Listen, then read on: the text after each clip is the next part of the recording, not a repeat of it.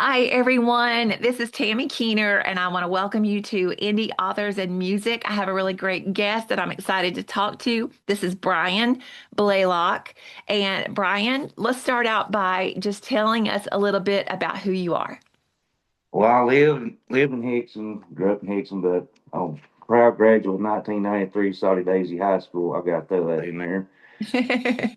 Uh, my dad, mom, Clyde and Sue Blaylock started Blaylock Music here in the house in June of '78. Dad was an iron worker at Sequoia, and he taught music here, and they saved, I think it's $800. And I remember just a toddler, we'd go to, I think, Bigham Music in Chatsworth, Georgia, because some of my kin folks live down there. Mom, I found I think it's St. Louis music catalog. I was trying to think of everything before we done this, and she wrote the address and phone number down. So they started the store here in the house in June of '78. Of course, my dad and Clyde and his brother, my uncle Ralph, played music in the late '60s, early '70s before my parents was even born. I mean, before my parents were even married, before I was born. So that's the only thing I've ever. So you grew up in music. This is Yeah, mom used to say Brian Ray's heard music since the time of you know what. your. So So, and everybody knew Blaylock music. their slow. I found one of their business cards because it still had area code 615, and their slogan was "Ask anybody." In fact, at Dad's funeral, May of '10, there was over 1,000 people and went through the funeral home. Oh, And then wow. I've been to, I think I went to Kodak, Tennessee in September of '19 with the Crow Brothers. And so I was at a campsite, some friends of mine talking. I didn't know this dude, Ray Allison from A Hole in the Ground. We just got talking. I said, well, my dad, Clyde and Ralph Blaylock had a group called the Blaylock Brothers. He said, where were they? I asked where. I said, near Chattanooga. He said, my mom took me to a festival when I was a kid and saw them. Oh, wow. So there's, you know, A lot of history there. mm-hmm. And you have a lot of history in music personally. We just got to talk about a few things before we came on. And I know recently you've been with a group for several years. Almost next month would have been 15 years.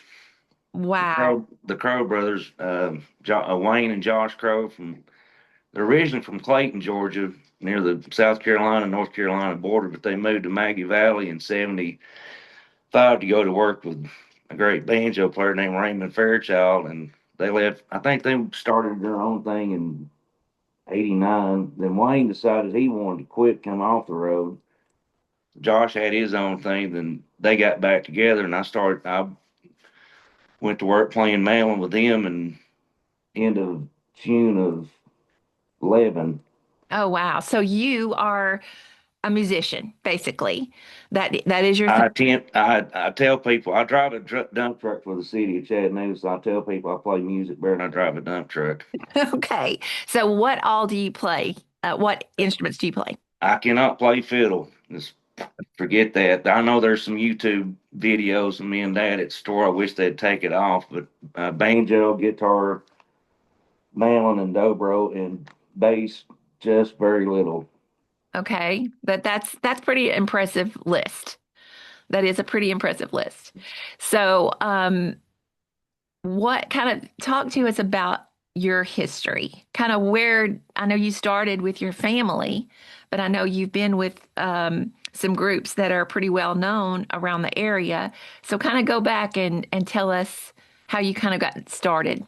Well, Dad, I wished I had Dad's forwardness, and I'm like Mom. Mom was always Debbie Downer. You know, the glass is half empty and there's a leak at it. So there was a guy named Ron Williams, of course, he's passed away, in the 1982 Knoxville World's Fair was coming up.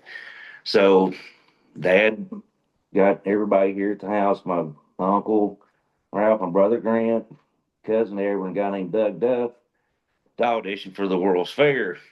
And of course, they had a fiddle player named Wally Bryson. He said, oh, that's not going to work. We're not going to fool with it. They said, yeah, we are. So anyway, they auditioned here at the house, and Dad was telling people, we're going to World's Fair. Mom's like, Clyde Raymond, you're going to wind up with egg on your face. And sure enough, we got the gig for the '82 World's Fair, and I'd started playing when I was 6 here at the house, but I was so small. I started out on mandolin and banjo. I'd have to put the cape on like the fifth fret because I was so small, and I had to sit in a chair and wrap my leg around it, and that had to sit the banjo on my lap. So we went to the World's Fair in June of '82. I was 7 and a half. Okay. We went, of course, Wally Bryce and his wife called mother, said, "Oh, we're going to room together," and blah, blah, blah. Mom's like, "No, Wally didn't audition for the World's Fair with Clyde and Ralph.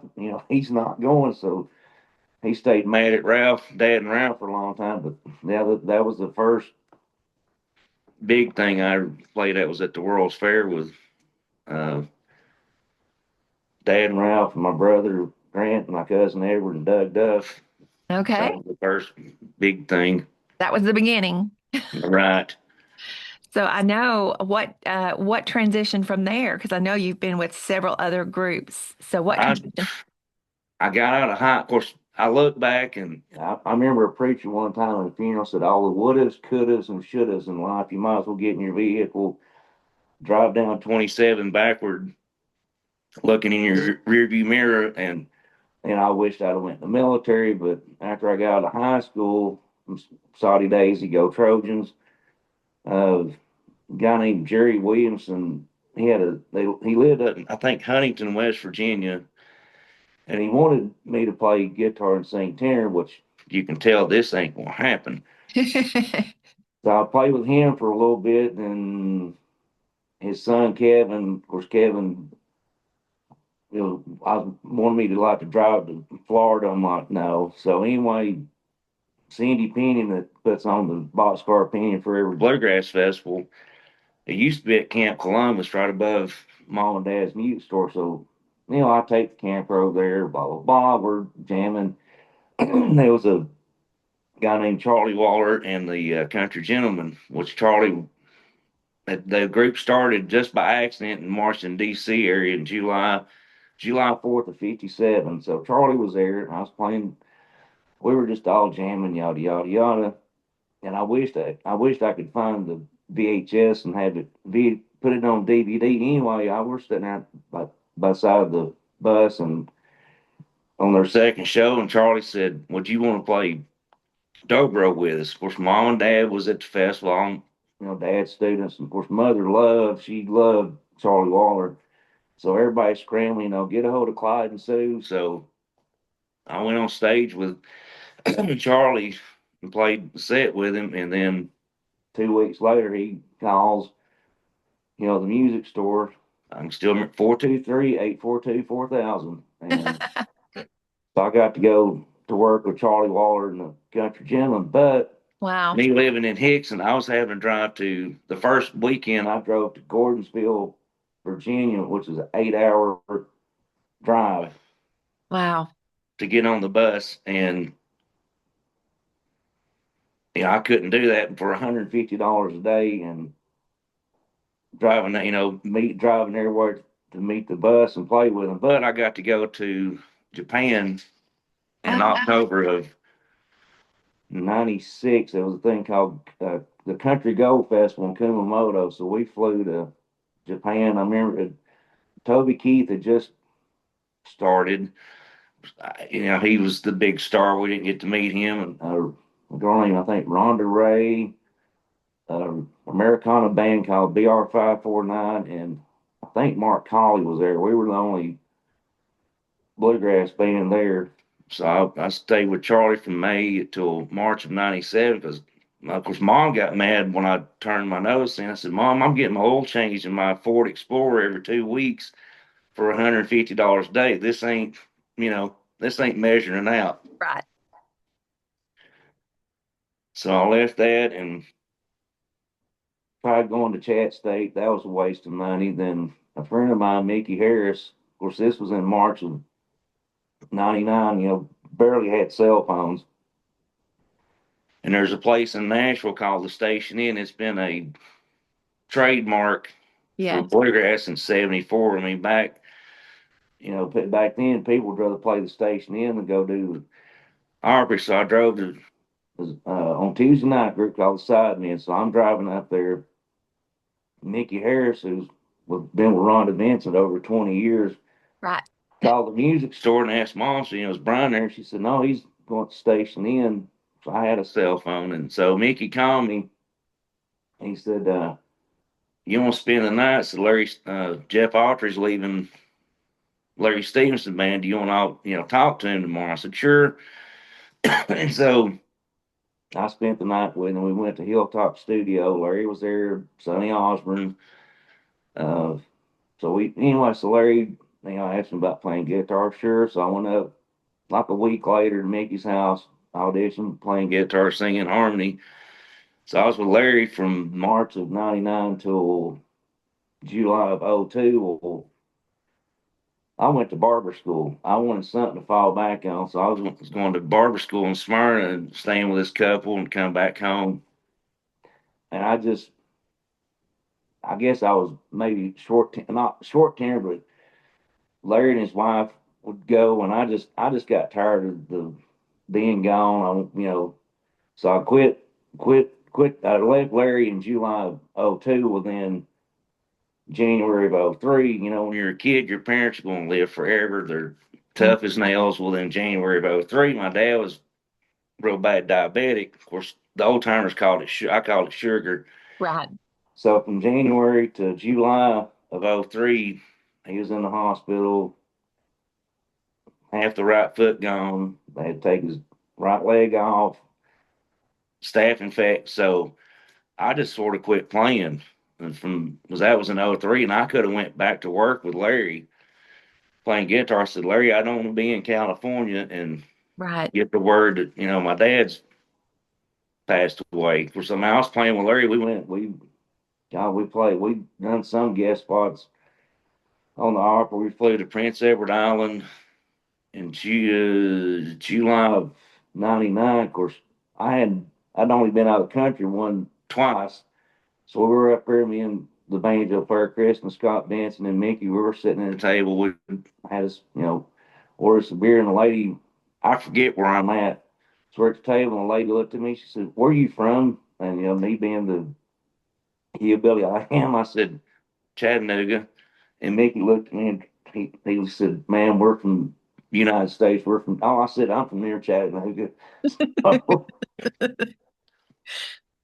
And we were, of course, Kristen and Mickey left and different people. So this was in, I think, '01. We left. Larry lived in White House, Tennessee, which is above Nashville. So we went to Panama City, went to, I think, Louisiana. Anyway, just went up across the west. And of course, I'm proud 1993 Saudi Daisy graduate. In fact, my niece, Lily Blaylock's graduating today. I'm going to meet my brother. So anyway, Larry was making fun of the name Saudi Daisy.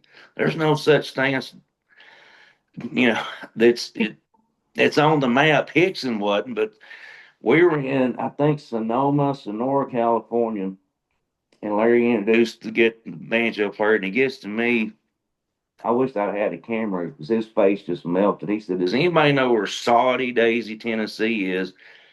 And about 10 people in the audience, Oh, that's awesome. and he melted. And I said, "I've been trying to tell you, Hickson and Saudi Daisy is the center of the universe." That's right. It's a real thing.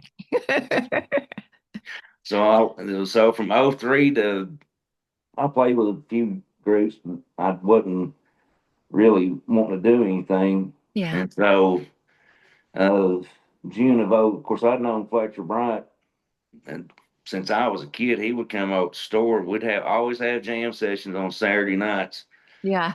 So anyway, I'd filled in with him, and it was in June of '06. He said, "Would you want to play dobro with us?" I said, well, okay. I said, "Well, Fletcher, I don't even have one." I said, "After I left Charlie, I sold mine."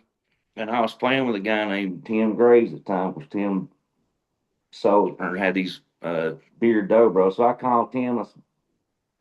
I was playing with him, but I was also wanting to play with Fletcher because it's going to be around Chattanooga. Hmm. So I called him. I said, "Hey, what's the price on a beer dobro case, bar dope? The whole." He said 1850. I said, "Okay, let me call you back." Of course, I knew Fletcher had money, but I didn't know what kind of person. So I called him, and he said, "Well, I'll tell you what." He said, "I'll buy it. It'll be mine, but you keep it. Who do you bank with?" I said, "First Tennessee." "What's your checking account number?" Hang on, open the checkbook I gave him. He said, and I'm still phone stupid, as you well know. He said, "Tell Tim I didn't know anything about shooting money over." He said, "Tell Tim to send it. The money's there." I've still got AOL. I'm still on AOL. So there's music store, typed it in, the dial up, and there's $1,850 sitting in my checking account. Wow. So I started with Fletcher in June of '06. And Wow. if we went anywhere, he would fly us. I'd go to the airport. He had his own plane. Right. Just, And that was with the Dismembered Tennesseans, right? yep. Well, they were well known as in our area and all over. Like you said, you guys were well traveled. Um, I didn't have a clue we'd fly to Pennsylvania. I'd go to the airport. Of course, I was scared of flying. I think Cindy Pena still got scars on her shoulder when we'd take off. I'd latch onto her like an eagle. 'Cause I'm petrified of flying. But so of course, I'd fill in on if guitar player, the man did, I'd, swap over. that was great that you could play multiple instruments Right. because you could kind of fill in Well, if the first time I played with him, I mean, tell you how Fletcher was. Doc Cullis, the banjo player, his son was getting married. So Fletcher, will you play me Tivoli? We're only going to do 4 songs. Sure. I wasn't thinking. I walked in Tivoli and set my banjo case down, and he pulls his wallet out and hands me. Back then, he was paying us $200. So of course, I got a 10.99. And I'm thinking, we're only doing 4 songs. This guy's, paying $1,000 for. I'm still didn't have a clue right. how he was. If we went to eat somewhere, how the checks, he'd pay for everything. Wow. And you were with them for years? 11, Fletcher got diagnosed with cancer, Oh I man. think in 16 or 17. Okay. And so then we played her. Fletcher was at home, and we played her. He wasn't there. We had John Boyer, I think, on fiddle. We played at Bill Hollander's thing in Appleton Okay. the Sunday before Thanksgiving, and then Fletcher passed away on Christmas Day. Oh wow. But then I'd start. I was 17, but tell you a story about Fletcher. Of course, my mother was she didn't want no attention. I mean, she did not want, she was self sufficient. And I would tell people, when mother makes it to heaven, she's going to win the Independent Lifetime Achievement Award, and she's going to get mad and walk out of the pearly gates. So mother got diagnosed with cancer in 12. Hmm. She wouldn't tell me the bill. She kept her. So the girlfriend I was dating at the time, this place called Bart's Lakeshore. We went there to eat. I went restroom or something. So one of the waitresses told me, but anyway, they're going to have a benefit for my mother. It's going to be in September of 12. Which mom made her move in the house with me because she's after my dad passed away in May of 10. He wanted to be at the music store. So that's where he passed away at. Mother still stayed there. But anyway, so we're having this benefit, and Doc Cullis had taken the shingle shot and then came down with shingles. So I had to play banjo that Friday. And well, Saturday we'd played. Of course, I'd email Fletcher, said, "Y'all mind playing this benefit for Mother? It's going to be on Sunday, September, whatever." "Sure, that's fine." Well, that time he was paying us $250 a day. So we got through playing, and he was sitting there, had his glasses on, and I was putting my banjo up in the van or whatever. And he said, "Who do I make the check out to?" And I'm deer in the headlight. I pulled my wallet out. I said, "Fletcher, you already paid me." He said, "No, I want to write a check for what it cost the band to show up for your mother's benefit." I said, "Fletcher, you don't owe me a dime. Just, come play." "Who do I make the check out to?" Oh wow. So I said, Margaret Sue Blaylock. So his mom, she was mad and I walked in, I put my banjo down. She's over just sold up. I said, if you want to get mad at somebody, I said, call Fletcher. Yes. So $4,700 later, she said, well, I guess crow tastes pretty good. You eat enough of it. And they had, 50-cent tacos on Tuesday. So I took her up there to Bart's and she handed Bart and Fran a thank you card. But yeah, Fletcher, Wow. you couldn't ask. He even came at the music store when Dad was there with hospice. He Wow. came and stayed, and that was it. Right. Well, that was a really great experience. And I know you did, even after the Dismembered Tennesseans, you did play on the Opry. You had But a I was still, well, before that, Josh Crow, I'd filled in with the Crow Brothers. Their mandolin player had went on a cruise. It was in, it was in February of 11. It was, 11. Because I'd known Josh, and well, they'd known me since I was a kid, because my mom and dad would go to the Bluegrass Festival selling strings, cake picks, and stuff. And of course, Dad knew Raymond Fairchild from the '70s. So anyway, I filled in. And then Josh called me was June of 11, and he said that Ashby Frank was going to go to work with Michael Cleveland. Of course, I'd known the banjo player Steve Sutton since I was a kid, so I went to work with him and still played with Fletcher son. Of course, the Crow Brothers were my main gig, if you want to call it. right.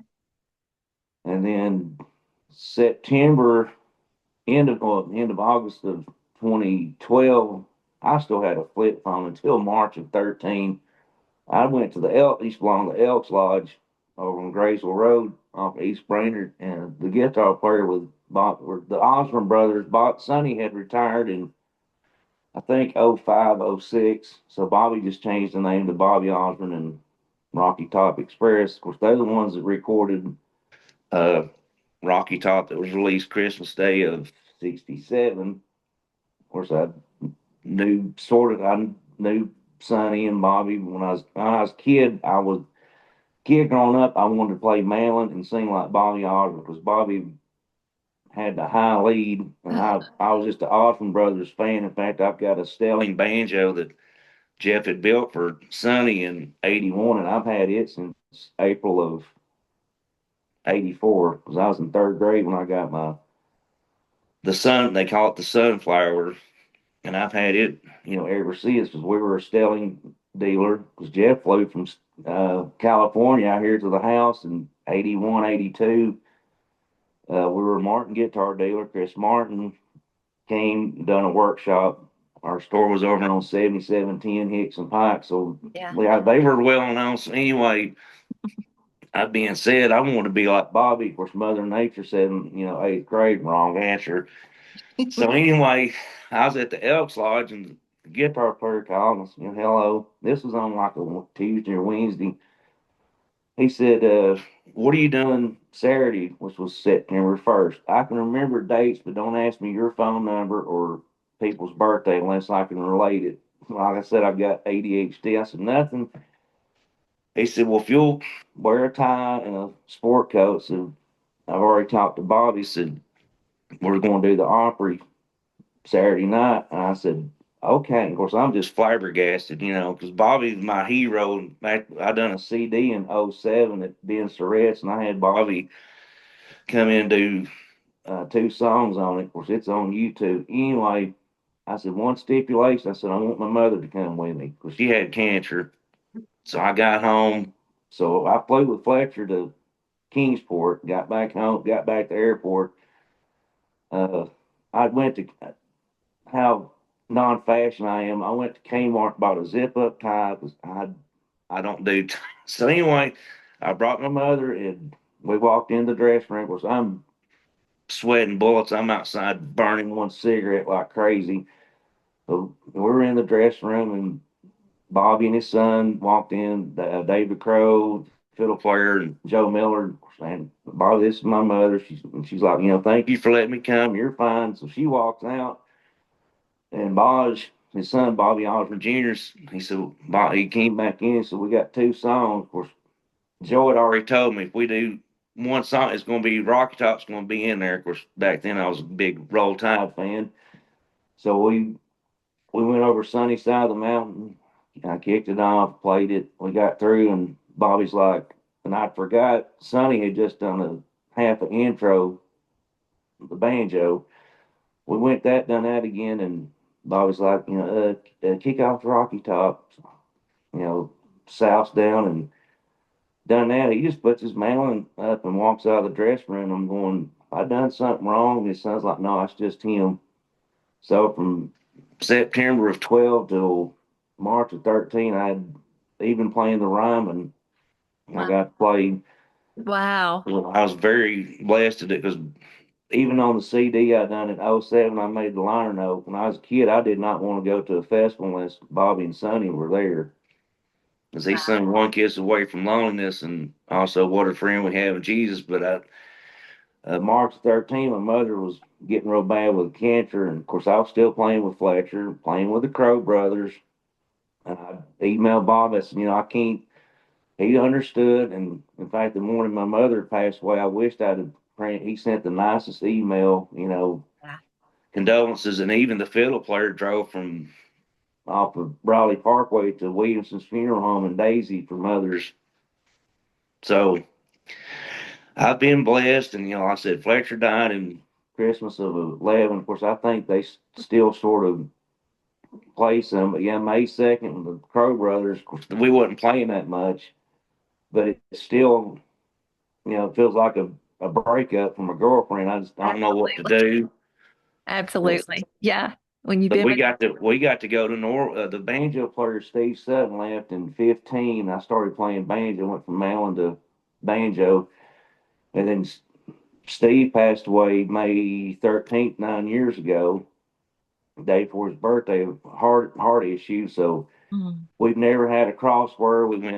We went to Ontario, Canada, and end of January of 14. We went to pick Steve up. We were standing outside, and Steve said, "Well, let's hug each other while we're still on speaking terms." And we laughed the whole. Never had a crossword. I've been, oh, and like I said, next month would have been 15 years, but they'll wow. be 72 and 69. Wayne's rather be Be- fishing, and Josh, if it's turkey season or deer season, I don't know. I don't call him. Right. He's a hunter. Okay. Yeah. So you were talking about earlier that you had some things on YouTube.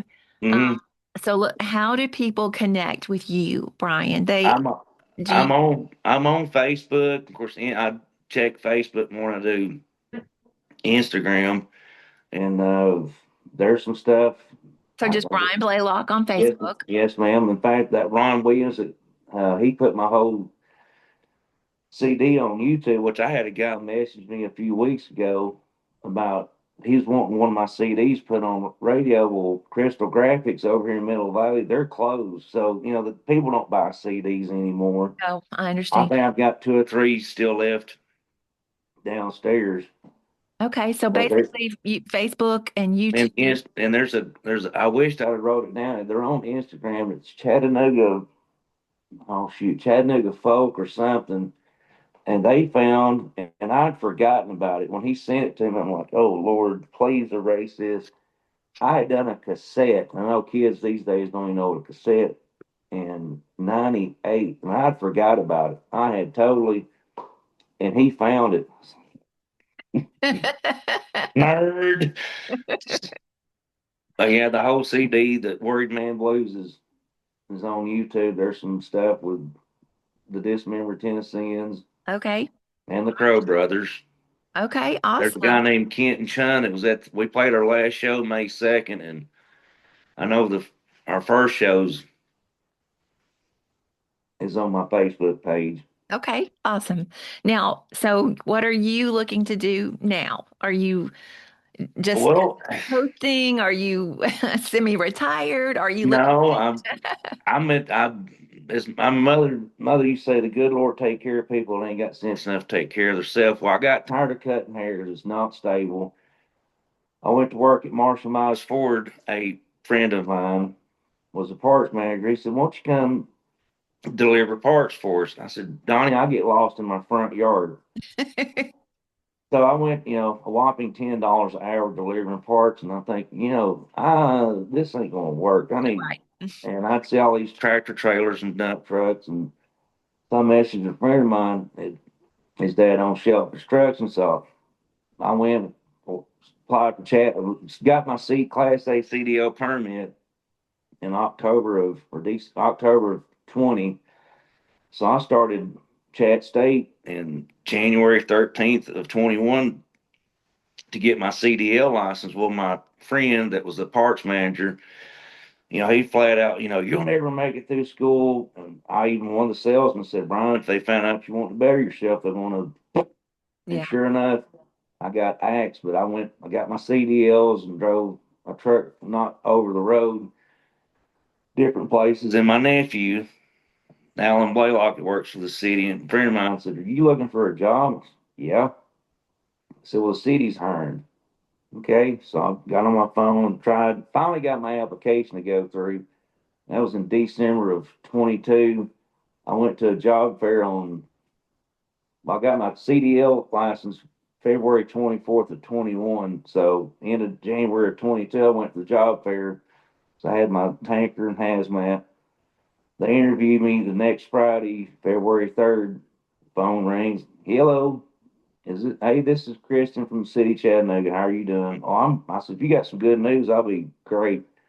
All I remember, she said, driving a dump truck, which I'd never done. That's why my nickname is Shaky. They know me more by Shaky than Brian. 21.10 an hour. I said, yeah. So I got hired on at the city February 24th of 23.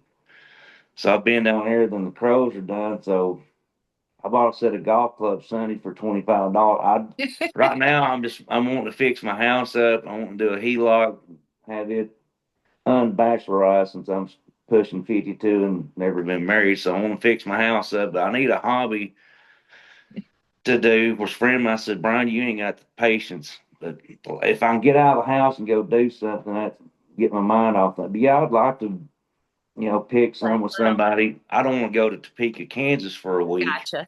I because gotcha. But I just want in a little keep to get get out of the house and make some pocket change and maybe see some nice looking females, hint, hint, and see what happens. I hear you.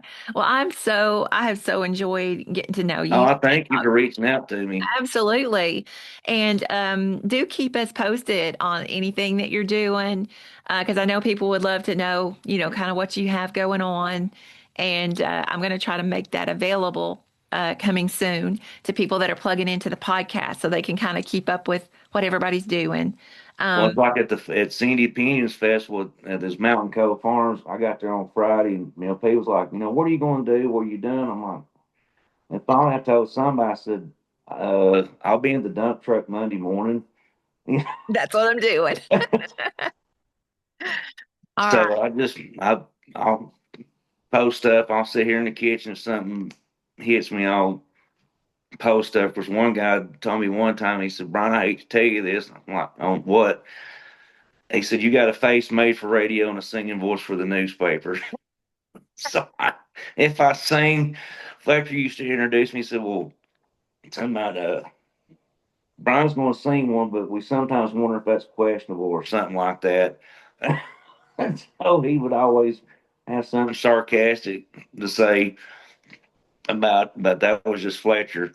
Okay. Well, I loved getting to know you, and Oh yeah, and anytime you want to do this, just give me a heads up. you got it. And just keep us posted on what you have going on. And just thank you for coming on the podcast and talking with everybody today. Oh, I like when you was talking to me, but before we started, I'm not like the anchor man. Will, I'm a pretty big deal. The good Lord gave me the talent, and so as long as somebody enjoys it, that's all I ask for.